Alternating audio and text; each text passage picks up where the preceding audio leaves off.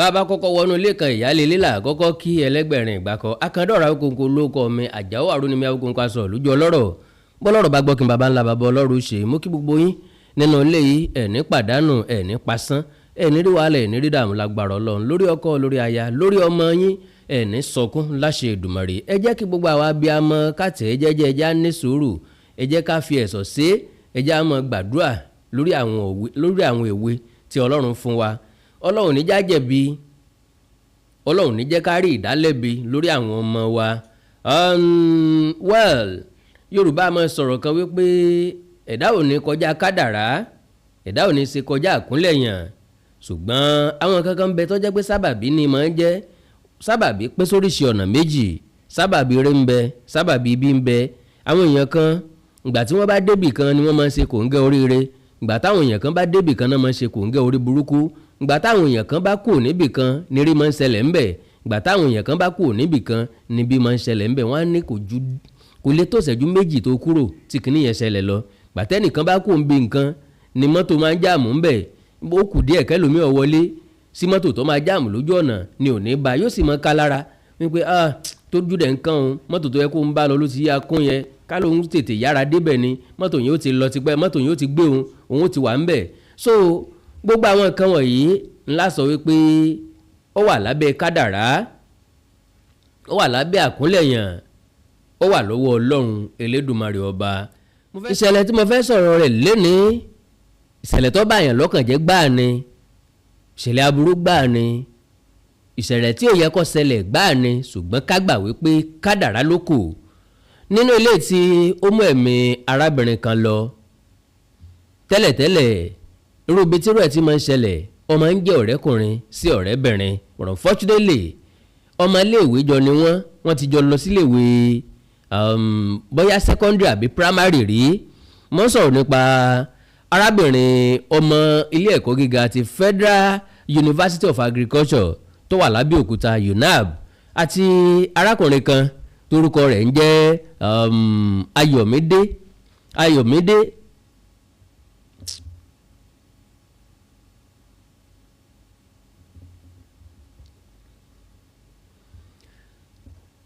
fílẹ̀ o ọ̀rọ̀ tí mo fẹ́ sọ̀rọ̀ nípa rẹ̀ lónìí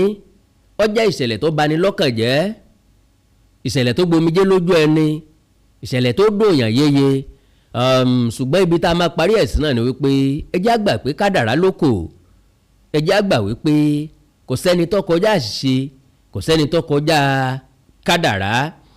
lọ́pọ̀ ọgbà táwọn ìṣẹ̀lẹ̀ báyìí bá ṣẹlẹ̀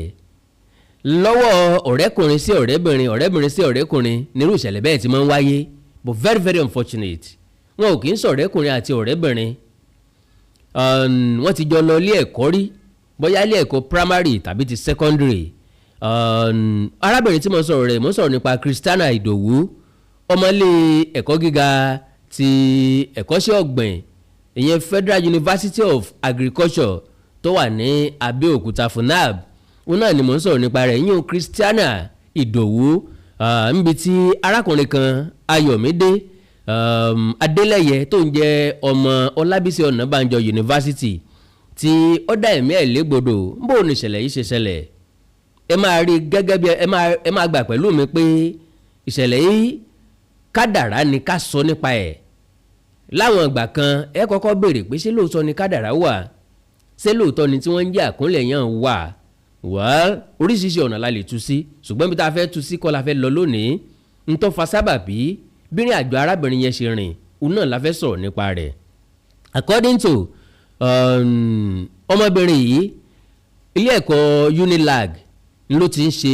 weekend program ló ti ń kàwé ó máa ń lọ lọ́jọ́ bóyá Monday àbí Sunday á padà dé ní weekend bó ṣe máa ń rìnrìn àjò ẹ̀ nìyẹn lọ́jọ́ burúkú èṣù máa ń lọ yìí ó fẹ́ padà sílé ẹ̀kọ́ ó fẹ́ lọ wọ mọ́tò ó ti dágbére ńlé ó wá dé ṣọ́ọ̀bù àwọn tó jẹ́ fámìlì ọ̀gbẹ́ni Ayọ̀mídé yìí ṣé mo sọ pé wọ́n ti jọ lọ léèwé rí ibẹ̀ lòjó ka mọ́ pé aṣèrè èèyàn ló máa ń rìn lọ nínú òjò tàbí wèrè èèyàn lòjó máa ń pa ó yà sábẹ́ ṣọ́ọ̀bù yìí ṣùgbọ́n káwí káfọ̀ káwí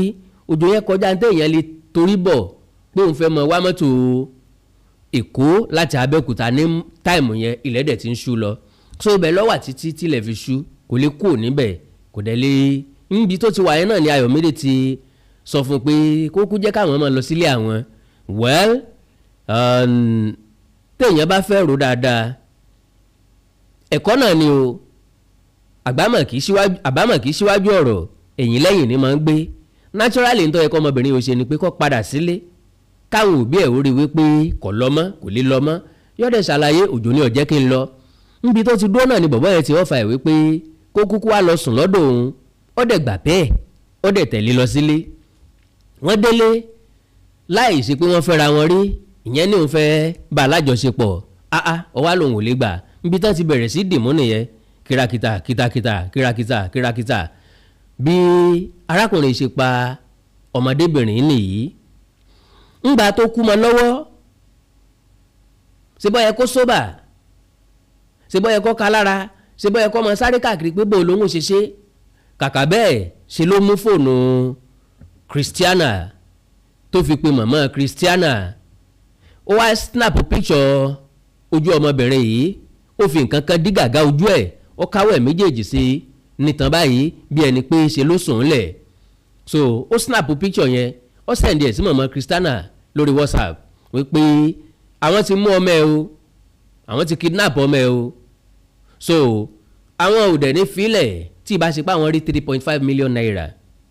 ìyá Christiana níbo ló ń fẹ́ sá lọ ta ló ń fẹ́ pè kí ló ń tà kí ló ń rà níbo ló ń fẹ́ faratì òun ò lè rí 3.5 million naira wọ́n sá bẹ̀rẹ̀ sí jọ dùnádùrà ọmọkùnrin yìí ó sọ̀rọ̀ bí ẹni pé ajínigbé ní tòótọ́ ó ní ṣe ló ń pọ́n mọ̀mọ́ yẹn lè ara abiyamọ lọ́ta tó ń fi ń pè é pé tí ò bá mú ransom wá kò sí problem ní business táwọn ń ṣe àwọn èèyàn kan ń bẹ tó jẹ́ pé páàtì ara èèyàn làwọn máa ń rà pé tí wọn ò bá wá làwọn máa tán bá tètè dé làwọn máa ń béèrè fún ransom ẹni tó bá ti kọ̀ tí ò bá ti mú ransom wá àwọn ó tú ẹ̀yà ara èèyàn wọn tà ní ẹyọ pé ìyẹn gan máa ń fún àwọn lówó pọ̀ ju káwọn gba ransom lọ pé 3.5 million naira tó ń sọ pé kán mú wá òun pọ́n wọn lé ní àwọn á máa gbà jù bẹ́ẹ̀ lọ now ìyá yẹn wá ń sáré káàkiri kò sábì amọ tí yóò gbọ́rọ̀ ẹ̀ kò sábì amọ tí yóò rírọ̀ ẹ̀ tí ò ní gbọ̀n jìnnìjìnnì tí ò ní sáré kágbá lọ kágbá bọ̀ màmá yìí túlé jọ ọbẹ̀ àwọn èèyàn wọ́n dáwó jọ fún iye tí wọ́n rí dá ó jẹ́ 350 naira kó arákùnrin yóò tó gba 350 nítorí sọ fún màmá yìí ni wípé bówó yìí ò bá pé 500,000 naira òun ò ní gbà á ṣùgbọ́n gbà tí màmá yẹn bẹ̀rẹ̀ sí níbẹ̀ ń pé 350 ló ń rí kó jọ ó sẹ́ndì 350,000 naira sí but very very fortunate enough àwọn sọ́jà kan tí wọ́n wà lábẹ́òkúta mo rò pé wọ́n láǹfààní láti sọ fáwọn sọ́jà yìí so àwọn sọ́jà yẹn tètè gbé ìgbésẹ̀ lórí ẹ̀ so wọ́n mọ́nítọ̀ àkáǹtì bọ̀bọ́ yẹn dé bank irú àkáǹtì wo ló lò tó fi gbowó ẹ̀rì bí mọ̀ wípé àwọn ọmọ kéékèèké yìí iṣẹ́ láabi tí ń bẹ lọ́wọ́ wọn ibi tí wọ́n ti kọ́ ẹ̀kọ́ tí wọ́n ní ń bẹ ìgboyà tí wọ́n ní èṣù tí ń gùn wọ́n ojú tí wọ́n ń yá ó máa jẹ́ kàyéfì now kò lo normal bank account ó lo àwọn account tán fi ń ta tẹ́tẹ́ kíní kan bet account tí wọ́n ṣí lórúkọ Wema débi pé kò ní ṣe trace account yẹn ló lò but very very fortunate enough màmá yẹn fi account number yẹn fún àwọn sọ́jà yẹn wọ́n trace ẹ̀ lọ sí bank wọ́n wo BVN ẹ̀ wọ́n mú orúkọ ẹ̀ now arákùnrin yẹn ti kúrò ní Abẹ́òkúta ó ti lọ sí Ìkòròdú ni wọ́n trace Ìkòròdú náà nìṣẹ̀lẹ̀ yẹn ti ṣẹlẹ̀ Ìkòròdú yẹn náà ni wọ́n trace ẹ̀ lọ ṣùgbọ́n ọmọ Abẹ́òkúta ni gẹ́ẹ̀ yẹn Ìkòròdú yẹn náà ni wọ́n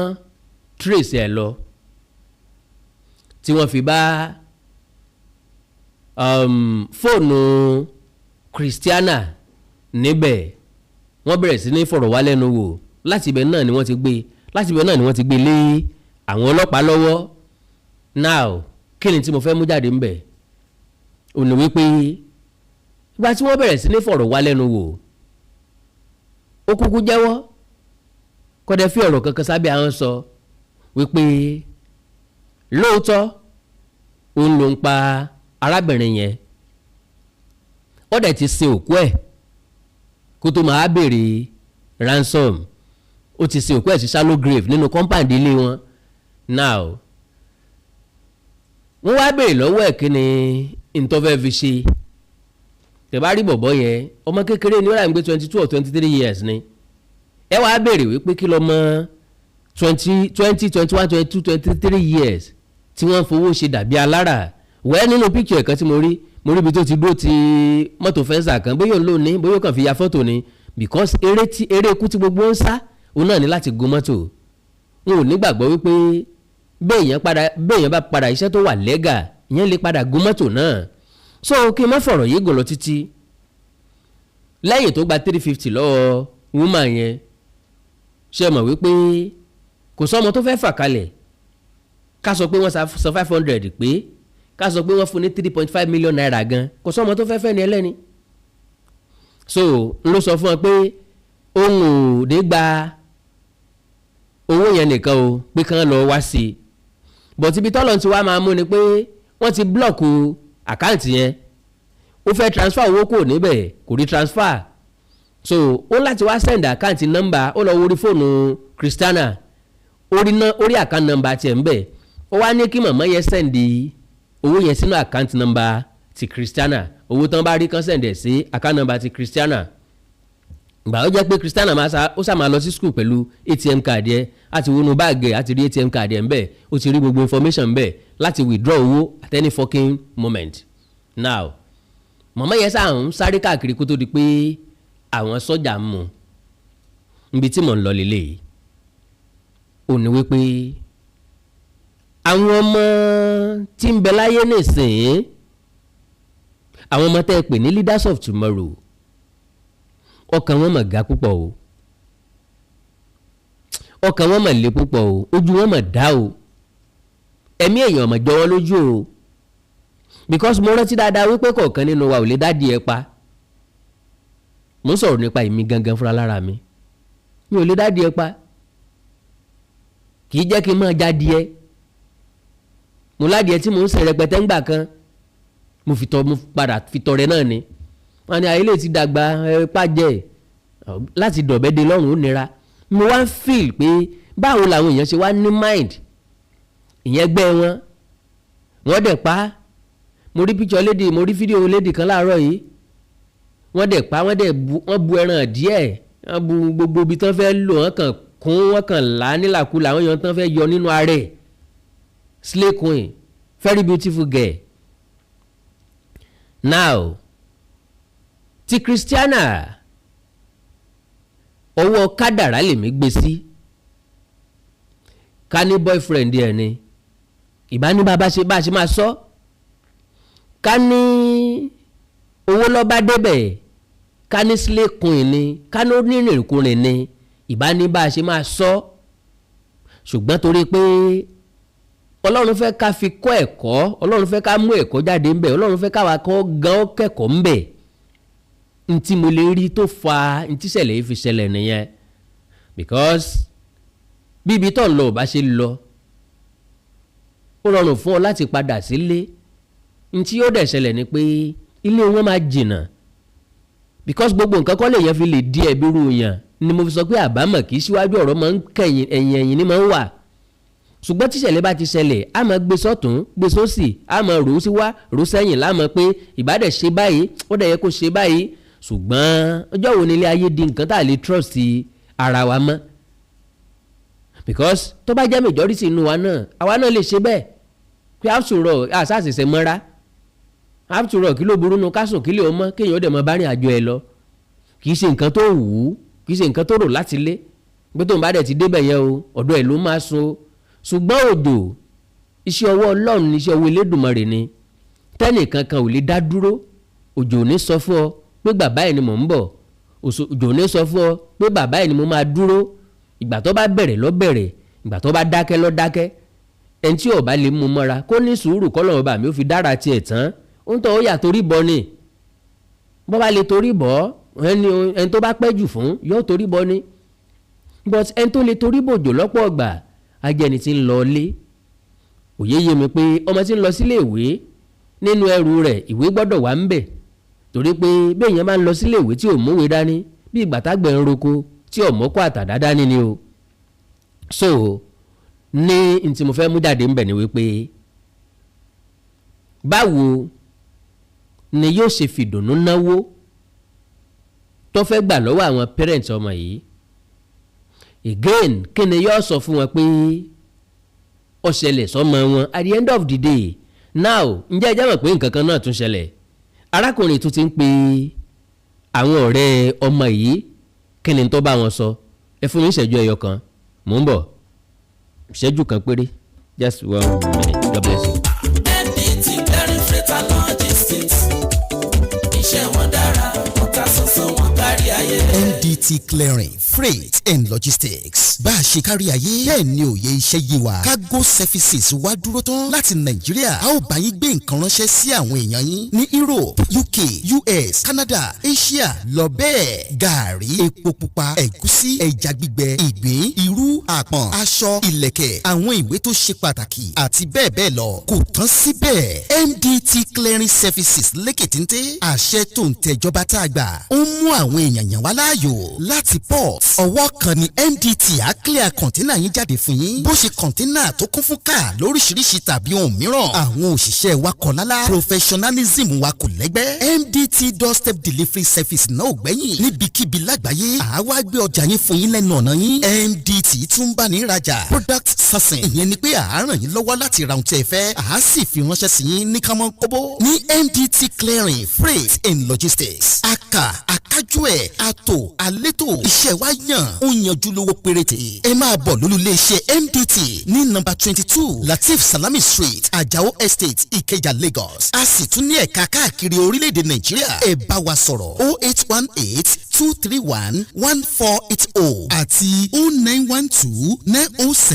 0912-907-4004. bákan náà ilé-iṣẹ́ MDT lókè òkun wà ní Toronto, Canada. please call +16472895364. website www.mdtfreights.com. MDT Clearing Freight and Logistics, assure delivery.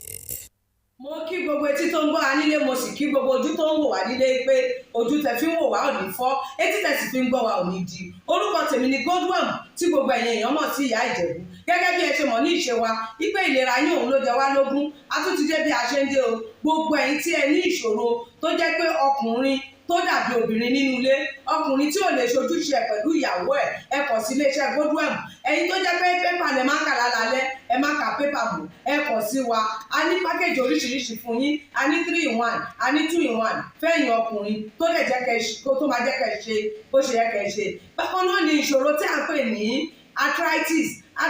yìí ó ń ṣọkùnrin ó ń ṣobìnrin, orúnkún ríro, ìbàdí ríro, ọrùn ẹsẹ̀ ríro, ẹlòmíì ó lè jẹ́ osteoarthritis lónìí, ẹlòmíì rheumatoid arthritis, ẹlòmíì ìdẹ̀rẹ̀ kò ní lè bẹ̀rẹ̀ mú nǹkan lẹ̀, ẹlòmíì ò lè bẹ̀rẹ̀ kírun, ó ṣeé ṣe kó jẹ́ sciatica ni, ó ṣeé ṣe kó jẹ́ lumbar spondylosis ni, ẹlòmíì ìdẹ̀rẹ̀ arthritis ni. tó bá ti di pé ìbàdí ń wọ ẹ̀ ò lè bẹ̀rẹ̀, ẹlòmíì orúnkún ríro, ẹlòmíì ẹsẹ̀ á máa gbóná, ẹlòmíì àpapọ̀ rẹ̀ á máa gbóná, ẹlòmíì ẹsẹ̀ á máa gbọ̀n, ẹlòmíì ara á máa tá, orí á máa tá, àpapọ̀ ara á máa tá. ẹ kàn sí iléeṣẹ́ Godwin ìyá Ìjẹ̀bú. ẹlòmíì ò lè fojú ọwọ́ ẹ̀ báyìí, gbogbo ọwọ́ á máa ró. gbogbo ẹ̀yin tẹ́ tí ń lò náà ẹ máa jẹ́rìí sí. ẹ kàn sí iléeṣẹ́ Godwin ìyá Ìjẹ̀bú. bákan náà ni àwọn èèyàn tó ń tọ̀ ìtọ̀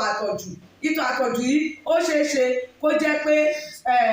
prostate enlargement ni. fún ẹ̀yin ọkùnrin tẹ́ ti lé lọ́mọ 40 ọdún tẹ́ bá ní prostate enlargement, ẹ lè máa tọ̀ léraléra. ẹlòmíì ò lè rí tọ̀tọ̀ rárá, ẹlòmíì ìdẹ̀rẹ̀ tó bá fẹ́ tọ̀ á máa ní ìrora, ẹlòmíì ìdẹ̀rẹ̀ kó tó débi tó máa tọ̀ sí ìtọ̀ ìtì máa jábọ́. ṣùgbọ́n obìnrin ní á máa tọ̀ léraléra, kó tó débi tó máa tọ̀ sí ìtọ̀ ìyá ti máa jábọ́. ó ṣe é ṣe kó jẹ́ weakness of bladder làwọn ní, àbí kó jẹ́ infection, àbí kó jẹ́ diabetes insipidus tí a mọ̀ sí àtọ̀gbẹ. ìyẹn náà lè fà á ká máa tọ̀ púpọ̀ jù. ẹ kàn sí iléeṣẹ́ Godwin ìyá Ìjẹ̀bú. èyíkéyìí tó lè fà á kẹ́ ẹ máa tọ̀ púpọ̀ jù, ara iṣẹ́ wa ni, lára iṣẹ́ tèmi jogún látọ̀dọ̀ bàbá mi. àtọ̀jú yín gbogbo ẹ̀ ó sì padà sí àyè ẹ̀ bó ṣe tó àti bó ṣe yẹ. bákan náà ni àwọn tó ní hepatitis, ooru inú ẹ̀dọ̀ ni. ṣùgbọ́n tí hepatitis bá ti pẹ́ lára, ó lè ba ẹ̀dọ̀ jẹ́, ó lè fà á kéèyàn ní enlarged liver, ó ó dẹ̀ lè fa oríṣiríṣi ìṣòro sí ẹ̀dọ̀ yẹn. Ẹlòmíì á máa ní àmì bí kínú máa dùn, bí kójú máa pọ́n, kítọ̀ ẹ̀ máa pọ́n. Ẹlòmíì dẹ̀ kò ní rámì rárá, bóyá lọ ṣàyẹ̀wò wá kàn sọ fún pé ó wà positive, ẹ kàn sí wa. Ẹlòmíì dẹ̀rẹ̀ ó lè jẹ́ liver cirrhosis lòun ní, èyíkéyìí tí ẹ ó ìbàjẹ́, ẹ kàn sí iléeṣẹ́ Godwin Ìyá Ìjẹ̀bú. Bí mo ṣe sọ̀rọ̀ yìí tẹ́ ní prostate, ó jẹ́ prostate enlargement ni, ó jẹ́ prostate cancer ni, ẹ kàn sí wa. Pẹ̀lú ògo Ọlọ́run ẹ ní rí bákan náà mọ́. Mo ti sọ fún yín gbogbo ìṣòro yòówù kẹ́ni ewé àti gbòǹkan mélé tí àwọn bàbá wa ń lò láyé àtijọ́ tá a ti gbé kalẹ̀ lọ́nà ìgbàlódé tó sì ṣe bẹbẹ lágbára, òun là ń lò fún ọmọdé àti àgbà. Ẹ kàn sí wa ẹ ní kábàámọ̀ pẹ̀ ṣe bẹ́ẹ̀. Ẹ̀rọ ìbánisọ̀rọ̀ mi ni 080 330 34777 080 330 34777. Ẹ bá wà l'Amẹ́ríkà, kẹ́ ẹ wà ní Spain, kẹ́ ẹ wà ní UK, ibikíbi tí ẹ bá wà, bó jẹ́ Canada ni, bó dẹ̀ jẹ́ Port Harcourt ni, bó jẹ́ Abuja ni, ibikíbi tí ẹ bá wà, ẹ kàn sí iléeṣẹ́ Godwin Ìyá Ìjẹ̀bú. Ẹ bá mi sọ̀rọ̀ lórí WhatsApp, ẹ lè pè mí, ẹ lè fi voice note lẹ̀, ẹ lè fi message lẹ̀ lórí WhatsApp, máa dá yín lóhùn bó ṣe tó àti bó ṣe yẹ. Gbogbo ibi tẹ́ ẹ bá wà lè gbòógì wá máa dé, ẹ sì ní kábàámọ̀ pé ẹ kàn sí iléeṣẹ́ Godwin Ìyá Ìjẹ̀bú. Ẹlòmíì apákan ara ẹ̀ á máa kú, kí ló fà tápákan ara fi ń kú? Ẹ kàn sí wa ẹ máa mọ̀. Ẹlòmíì ọrùn àdédé máa steve, ẹlòmíì àyà ló máa dùn, ẹlòmíì ẹ̀gbẹ́ ló máa dùn, ẹlòmíì á máa wúkọ́, ó lè wúkọ́ kókó ti wà lẹ́nu ẹ̀ tipẹ́tipẹ́ tí ò sì ní lọ. Ẹlòmíì ìdẹ̀rẹ̀ ó máa ní ìṣòro àti breathe in oxygen, breathe out carbon dioxide. Àwa máa ní ìṣòro, a máa ní kàtà gbogbo ìgbà. Kí ló ń fà? Ó ṣeéṣe kó jẹ́ asthma ni, ó ṣeéṣe kó jẹ́ bronchitis, ó dẹ̀ ṣeéṣe kó jẹ́ pneumonia cough ìwọ ní. Tó bá ti kàn sí wa, èyí tó bá jẹ́ nú ẹ̀ ló máa determine irú egbògi tá a ní kẹ́ra láti lè ṣe wa. Ẹ ṣe mọ̀, mo ti sọ fún yín o, ẹ̀rọ ìbánisọ̀rọ̀ wa 080 330 34777. Iléeṣẹ́ Godwin last bus stop yín ni pẹ̀lú agbára Ọlọ́run. Remember, if it is not Godwin, it can never be like Godwin. I used to tell you, health is something to be treasured. Ire o. Awikonko Development Fans Club, ilé aláyọ̀, ilé wa. Awikonko Development Fans Club, ilé aláyọ̀, ilé wa. Ẹgbẹ́ tó dúró fún ìdàgbàsókè àti tẹ̀síwájú èdè àṣà àtún àjogúnbá ilẹ̀ Yorùbá. Ẹgbẹ́ tó fẹ́ ìrẹ́pọ̀ gbogbo ọmọ Yorùbá tó tún gbé àṣà àti ṣe Yorùbá lárugẹ. Awikonko Development Fans Club, ilé aláyọ̀, ilé wa. Awikonko Development Fans Club Worldwide, ẹgbẹ́ tí kò rọ̀gbọ̀kú lé ìjọba, ẹgbẹ́ tó dúró fún ìdàgbàsókè àti ìtẹ̀síwájú èdè àṣà àtún àjogúnbá ilẹ̀ Yorùbá pẹ̀lú àtìlẹ́yìn gbajúgbajà pèdèpèdè ní àkàndá ọ̀rọ̀. Awikonko, ẹgbẹ́ tó ń fẹ́ ìrẹ́pọ̀ gbogbo ọmọ Yorùbá, ẹgbẹ́ tó ń gbé àṣà àti ṣe Yorùbá lárugẹ, ẹgbẹ́ tó dúró láti ṣàtìlẹ́yìn tó gbọngbọ́n fún àkàndá ọ̀rọ̀ Awikonko àti àwọn ètò rẹ̀ káàkiri àgbáyé. Àǹfààní wà láti darapọ̀ mọ́ wa. Ẹ bá wa sọ̀rọ̀ lórí WhatsApp nìkan, ẹ lè pè wá, ẹ lè send text message tàbí voice note pẹ̀lú àwọn nọ́mbà wọ̀nyí: +234 80 53 27 0136 tàbí ààrẹ ẹgbẹ́ Adéolú Adékọ́lá lórí +170 48 91 2729. Awikonko Development Fans Club Worldwide, ilé aláyọ̀ nílé wa.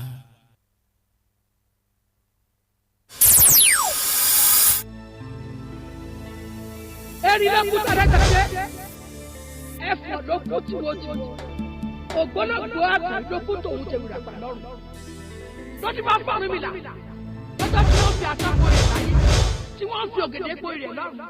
Ó ní ìyẹn ó ní mo gbọ́, ó ní pípọ́ tí mo gbọ́, wọ́n lórí mi ní òjò ẹ̀jẹ̀ wọn. Ibi tójú rí, àyà mi ní ògbé. ẹnu ọ̀gbọ́dọ̀ sọ lọ́wọ́ àyè o.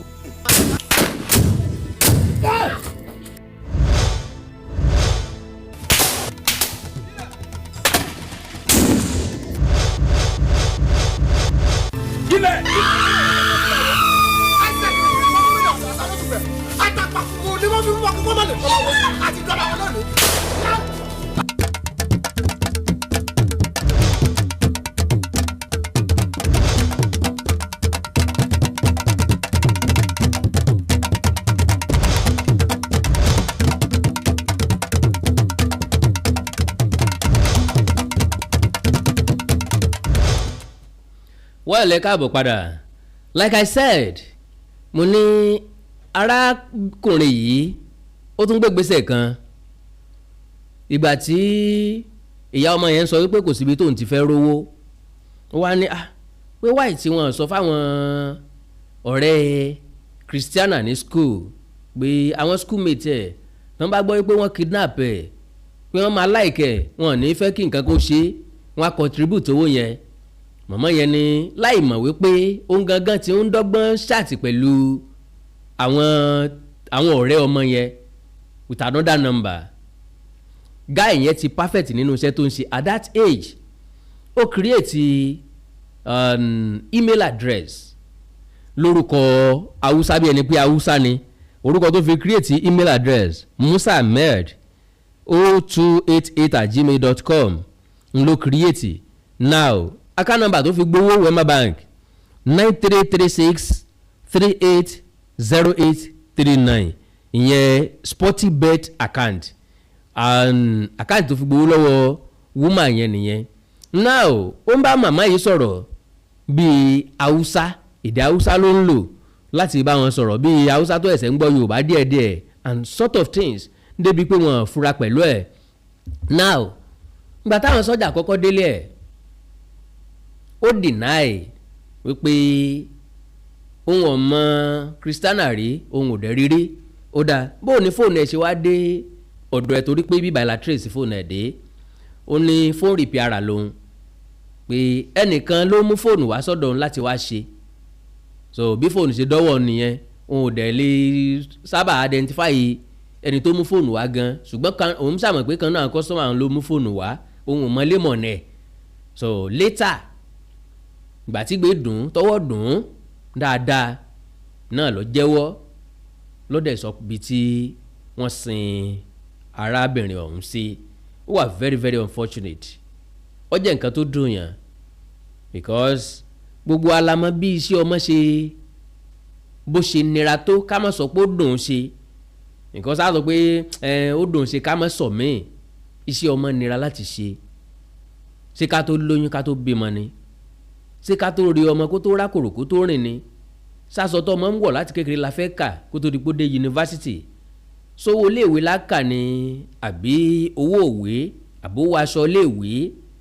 àbówó ẹ mú bá wá ẹ má wò wá àbí wọn ó ṣe pati ń sùkú wọn ó ṣe kan wọn fẹ́ ṣe convocation wọn ó ṣe lé wọn ó ṣe tọ̀hún nílé ìwé so one out lásán ni àbí school fees kẹ́nìkan wá múrò ọmọ bẹ́ẹ̀ láì nídìí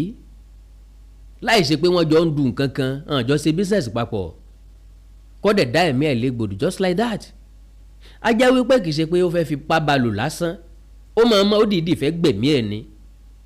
ó dìídì tí ní lọ́kàn wípé yóò ṣe é lò ajẹ́pọ̀ tí ń wá èèyàn tó fẹ́ lò tẹ́lẹ̀tẹ́lẹ̀ because ká nítorí pé èèyàn fẹ́ fipá bá èèyàn lò pọ̀ lásán ni mọ́bìnrin ò bá gbà wá dẹ̀ yọ̀ǹda ẹ̀kọ́ máa lọ à ń bọ̀sìn ó trust ẹ ló jẹ́ kó tẹ̀lé ẹ lọlé my dear sisters ẹ̀kọ́ ńlá lélẹ́yìí jẹ́ kó lè bá a píìkì ẹ̀kọ́ ń bẹ̀ ńlọ jẹ́ kí n sọ́npa rẹ̀ kó lè rí nǹkan kan píìkì kó lè mọ̀ wípé kò sẹ́ni tó rí ṣe é gbára gbọ́kànlé and again ọ̀rẹ́ tá a bá ti rí ti pẹ́ ṣọ́ra fún o ó pè kí Christiana ó padà délé títí agogo 12 òru jù wípé bẹ́ẹ̀ ni ìṣe wá dẹ́mi ẹ̀ légbodò lọ text message tó sẹ́ndì sí ìyá ọmọ yẹn ò ní pé you have a beautiful lady ó wà very very unfortunate o ó wà very very unfortunate o ó ní mò ń bọ̀ jàre.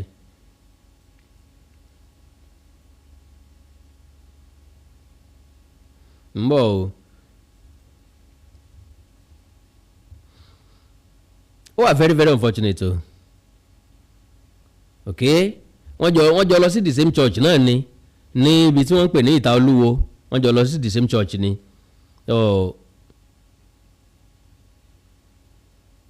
well kí n má fi ìyẹn gba táìmù yín jàre mo fukọ̀ fẹ́ wó o yà ó ní we don kidnap your pikin madam and no be only your pikin dey here so n tó kọ́kọ́ sọ ni pé you have a beautiful lady and we know you will love you won't want anything to happen to her so bí èèyàn ò bá ní beautiful lady ó gbọ́ yorùbá ní yorùbá lẹ́lẹ́nu rírùn lọ́la mọ̀ ìyá ẹ̀ gbogbo ọmọ lolú ọmọ lójú wa bẹ́ẹ̀ ọmọ tí wọ́n wò pé kò fáìn ó ọ́gìlì àwọn ìyá ọmọ kì í ṣe bàbá ọmọ pọn lẹ́nu lá wọ́n mọ̀ gbé mọ́yà wọ́n mọ̀ gbé pọ̀n káàkiri because ntí kálukú bá bí tọ́lọ́n bá fún yàn lèyàn ọmọ yọ pẹ̀lú ẹ̀ ọmọ mi lè mọ́ fáìn lójú ẹ̀ ìyẹn ò túmọ̀ sí pé kò fáìn lójú ẹ̀mí tí mo bí à ń bọ̀sìnbọ̀sìn arẹwà lọmọ tá a wé yìí kì í ṣe slay queen ọmọ tí ń lọ sí church dáadáa tí ń jọ́sìn dáadáa tí ń sin lọ́run dáadáa ọmọ tó níbẹ̀rù Ọlọ́run ni tí ò bá níbẹ̀rù Ọlọ́run yóò wo wípé àárín àǹṣubú ṣeré ábìlì ìtàsí kádọ̀bálẹ̀ káká ni ẹni ń pé tó òun fi mọ ọbẹ̀ ẹja òun kúkú ti sunlé ọ̀rẹ́dì nǹkan òkúkú ṣe tí òun tó ṣe kílẹ̀ ọmọ kóun dẹ̀ mọ́ bá tó ń lọ ṣebí kò ní ṣerú ẹ̀ mọ́ ńjọ́ mẹ́rin ṣebí kò ní yá ńjọ́ mẹ́rin ṣebí yóò kẹ́kọ̀ọ́ ni ṣebí yóò fi kún mọ́ ẹ̀ ni bọ́ torí pé ó wo wípé àrífín ńlá ni àwọn ọ̀jọ́ fẹ́ra wọn àwọn jọ lọ sí chọ́ọ̀chì kan náà ni àwọn jọ lọ léèwé rí ni ìyẹn ò dẹ̀ túmọ̀ sí pé kó wá take advantage torí pé ó jò káwọn mọ́ sọ́dọ̀ yín òun dẹ̀ fẹ́ sunbẹ̀ mọ́jú bóyá owó àti wọ mọ́tò padà sílé ńlọmọlọmọ ń rò bóyá wàhálà àti padà sílé ni because gbogbo àwọn agbègbè yẹn ó jẹ́ àwọn ibi tó tough láti rìn Èkó dẹ̀ ló ń lọ ká ń bọ̀sibọ́sì ká tó wá sọ wípé lásìkò tí èpo wọn náà ò lákòótán ara n tí ó ṣe ni kì í gbọ́ o ṣùgbọ́n káwa náà mọ̀ sọ ìrìn àjò wa àwọn èèyàn kan ń bẹ tó jẹ́ pé ìrìn alẹ́ ni wọ́n fẹ́ràn ìrìn alẹ́ dá lóòótọ́ ṣùgbọ́n tó máa sọ fún ọ pé ìrìn alẹ́ dá ìrìn alẹ́ ò dá o ìdí tó fi dá ni pé ó dá fẹ́ni tó bá ní mọ́tò tiẹ̀ lọ́wọ́ ó dá fẹ́ni tó jẹ́ pò nìkan tí ń lọ síbì kan náà ló wà nínú mọ́tò ẹ̀ ó dá fẹ́ni tí mọ́tò ẹ̀ bá wà ní perfect condition and let me tell you this kò sí mọ́tò tó wà in perfect condition tí ò lè yarí at any fucking time bó bá wò ó pé táyà tuntun ní ń bẹ lẹ́sẹ̀ mọ́tò ẹ̀ o lè ṣe mistake gbéṣó o lè gúngò o lè go anything tí táyà ó dẹ̀ bàjẹ́ lóru o lè ṣe ìsìnbọ́ sí gallop kí táyà ó fọ́ dànù tó bá jójú mọ́mọ́ ni ó rí bí páàkì ó rí bí tún mọ́tò ṣe ó rí bí tún táyà ṣe ó rí bí change táyà ṣùgbọ́n bó bá jẹ́ ní alẹ́ níbi tẹ́nìkan kan ò ti lè ràn ọ́ lọ́wọ́ níbi tẹ́nìkan kan ò ti lè dúró kò sẹ́ni tó máa dúró fẹ́ni tí ń change táyà lálẹ́ bíi tọkùnrin bíi tóbìnrin wọ́n ní strategy ní strategy àwọn gbọ́mọgbọ́mọ nu èmi ní kí n páàkì kẹ́ jí mi gbé wọ́n ní strategy àwọn olè nu wọ́n fẹ́ dọ́gbọ́n jalè nìyẹn so everybody ó wà very very careful pẹ̀lú ilé ayé ó certain pé gbogbo ẹni tó wá sáyé ló máa lọ sọ́run ṣùgbọ́n á better at least ká tiẹ̀ protect ẹ̀mí yẹn díẹ̀ kó tó di pé yọ bọ́ kì í ṣe pé ká torí pé ẹ̀mí máa bọ́ ńjọ́ kan ká fi tàfàlà ká fi tajókà ká ṣe bó ṣe wù wá ìgbà tí ọlọ́jọ́ bá fẹ́ dé ká jẹ́ kó jẹ́ látọwọ́ Ọlọ́run lóòótọ́ kò sẹ́ni tí fẹ́ kú o lóòótọ́ kò sẹ́ni tí fẹ́ gbọ̀nà kan lọ bí a bá fẹ́ sùn lálẹ́ á gbàdúrà Ọlọ́run má jẹ́ àtọ́jú oorun dójú kú bílẹ̀ bá mọ́ bàbá fẹ́ jáde àmọ̀ sọ pé Ọlọ́run má jẹ́ akele sùn lọ́nà má jẹ́ àwọ̀ mọ́tò ẹlẹ́jẹ̀ má jẹ́ àbọ́ sómi má jẹ́ ká jóná mọ́lé má jẹ́ àníjàmbá ọkọ̀ mí wáyé a dẹ̀ ń sọ wípé ká mọ̀ tó tójú oorun dójú kú ìbò wa la fẹ́ gbà lọ kò sẹ́ni tó fẹ́ kú ìtumọ̀ gbogbo ẹ̀ náà nìyẹn so n tí mo gbìyànjú àti sọ ni pé never trust anybody be it ọkùnrin be it obìnrin àti gbọ́ ti arábìnrin tó lọ sùn nílé ọ̀rẹ́ ẹ̀ tó jóbìnrin tọ́rẹ́ ẹ̀ tó jóbìnrin àtọkọ ẹ̀ sì pa kílẹ̀ òun tó mọ́ so n tí ilé ayé dà ní ìsìn nìyẹn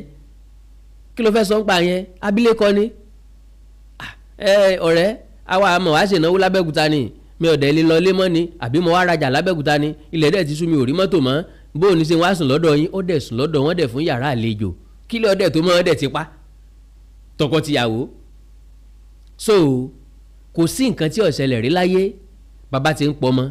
ọmọ ti ń pa bàbá ọmọ ń pa ìyá ìyá àtọmọ ń pawọ́pọ̀ wọ́n ń pọmọ kí ìyá àtẹ̀gbọ́n pawọ́pọ̀ kan dẹ̀ pàbúrò ìyá tó bí wọn nínú ni o ń pé ìyá tí ń jẹ àwọn ètí pọ̀ jù ìṣẹ́ tí ń sáwọn ètí pọ̀ jù kí ẹ̀gbọ́n ó lọ lò láti ṣètùtù ọ̀la wọ́n dẹ̀ palásbọ̀ wọn so kí wá ní ó ṣẹlẹ̀ láyé ṣe bọ́ ọmọ 19 years àbí 18 years ló pa bàbá ẹ̀ ń jó ní tó ló ń gé nǹkan ọmọkùnrin bàbá òun at the end of the day sọ wá rówó ọ̀hún ó lòun ọ̀mọ̀ rí o ó ní díẹ̀díẹ̀ ló ń rí èèlò lórí tọ́pọ̀ jù ó ní bí 100 bí 150,000 naira ìgbò lọ́wọ́ àrélè tọ́pọ̀ ń lọ sọ pé òun máa rí kò tí ì tásìkò ni àwọn owó tó wá rí kí ló fi ń ṣe wọn àtàwọn búrò ń fi ń jẹun àwọn dẹ̀ fi ń ta tẹ́tẹ́. Can you just imagine that? Wo bí tílé ayé dà. So torí pọ́n fẹ́ ta tẹ́tẹ́ kì í ṣe pé bàbá wọn ò bọ́ wọn, kì í ṣe pé bàbá wọn ò fún wọn lóúnjẹ o, ńlọ́dẹ̀ pa bàbá ẹ̀ sí just like that. ọmọ tó lọ rìyẹ́ ẹ̀ mọ́lẹ̀ láàyè torí owó náà ni,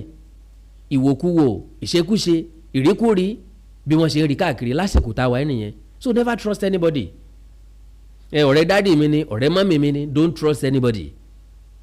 Advice mi ni pé anybody tó bá fẹ́ travel lọ sọ́nà jíjìn tètè gbéra kúrò nílé.